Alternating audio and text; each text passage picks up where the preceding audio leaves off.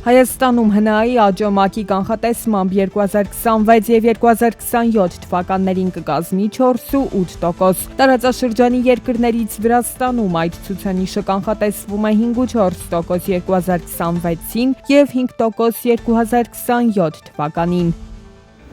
Համաշխարհային բանկի Business Ready հարթակում, որը նպատակ ունի ավելի օբյեկտիվ գնահատել երկրների բիզնես միջավայրը, Հայաստանը ստացել է 66.7 միավոր եւ զբաղեցրել 37-րդ հորիզոնականը 101 երկրից, գտնվելով տարածաշրջանի միջին դիրքերում։ Համեմատության համար Վրաստանը 75.1 միավորով 4-րդն է, Ադրբեջանը 66 միավորով 38-րդը։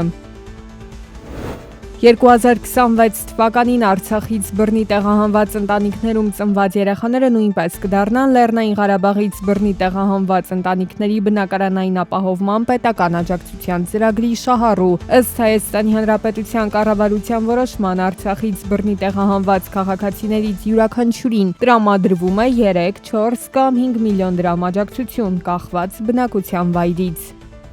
2025 թվականին Հարավկովկասյան երկաթուղի ընկերության գնացքներից օգտվել է 510,000 ուղևոր, միջազգային երթուղիներում փոխադրվել է մոտ 42,000 ուղևոր, իսկ տեղական երթուղիներում 468,000։ Տոնական օրերի ընթացքում դեկտեմբերի 30-ից հունվարի 6-ը Երևան-Թբիլիսի-Երևան երթուղով տեղափոխվել է 1058 ուղևոր, իսկ տեղական երթուղիներում ավելի քան 10,000 ուղևոր։ Նոր տարվա ընթացքում իրականացվել է նաև 10 հեքիաթային էքսպրես չարտերային ուղևորափոխադրում երեխաների համար նախատեսված տոնական ներկայացումներով։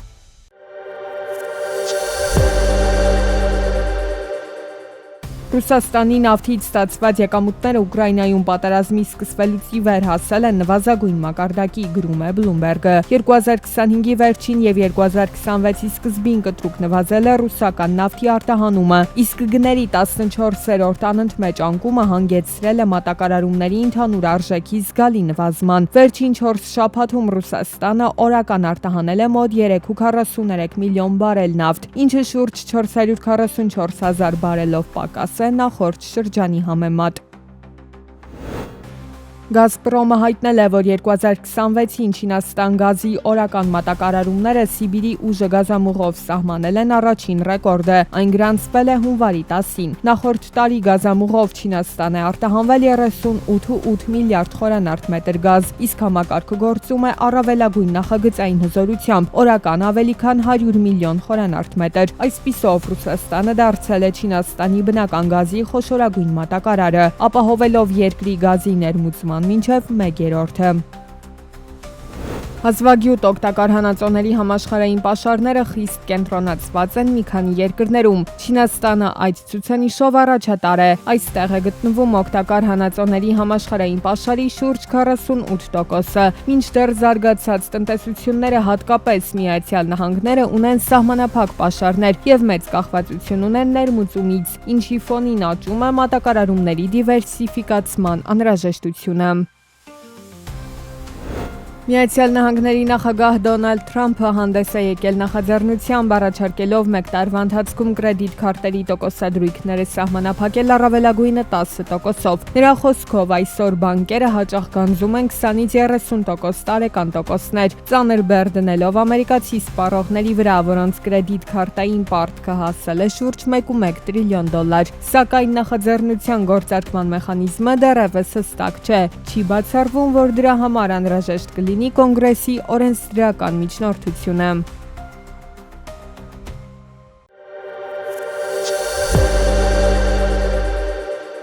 Հայաստանի Հանրապետության Սփյուռքի գործերի գլխավոր հանձնակատար Զարեհ Սինանյանը ամփոփեց 2025 եւ խոսեց 2026-ի անելիքների մասին։ Անցնող տարվա գլխավոր ծրագրերից Սինանյանը առանձնացրեց օգոստոսի առաջին օրերին անցկացված երիտասարդական համաժողովը, որին մասնակցել է շուրջ 800 հոգի, Սփյուռքից 600 եւ Հայաստանից 200 երիտասարդներ։ 2025-ը նշանավորվել է նաեւ հանձնակատարների ինստիտուտի կայացմամբ։ Այս պահին գործունեություն է ծավալում 19 հանձնակատար։ Վերջինս նշանակվեց դեկտեմբերին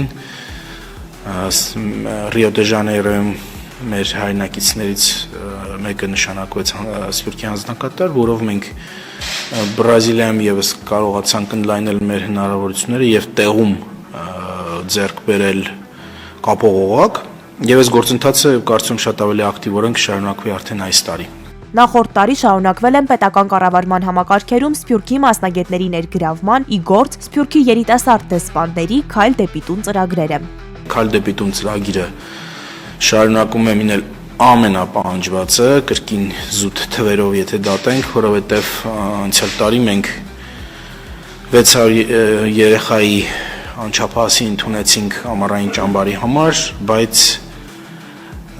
շատ ավելի մեծ թվով անչափահասների ստիպված էինք մերժել, որովհետև զուտ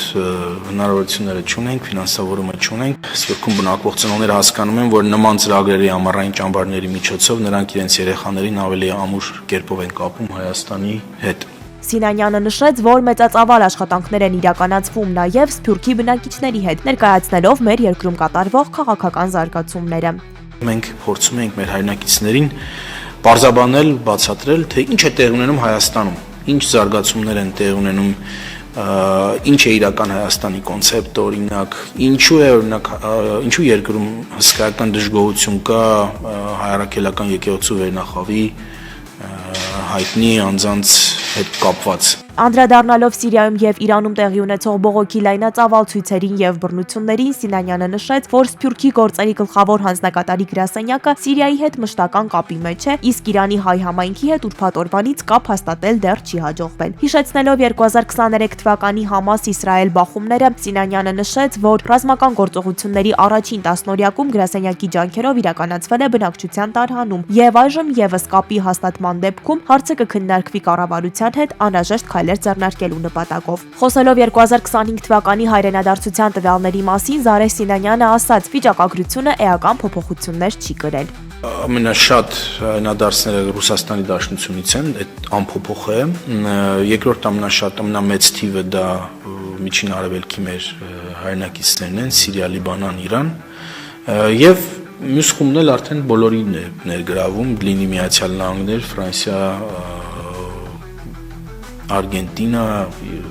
Ավստրալիա եւ այլն։ Անդրադառնալով Իսրայելի հայ համայնքում առկա խնդիրներին, Զարեհ Սինանյանը շեշտեց, որ մեր երկրի պատմական ներկայության պահպանումը խիստ կարևոր է։ Այս թեմայով քննարկումներ է ունեցել պատրիարքի հետ եւ առաջարկել Հայաստանի աջակցությունը։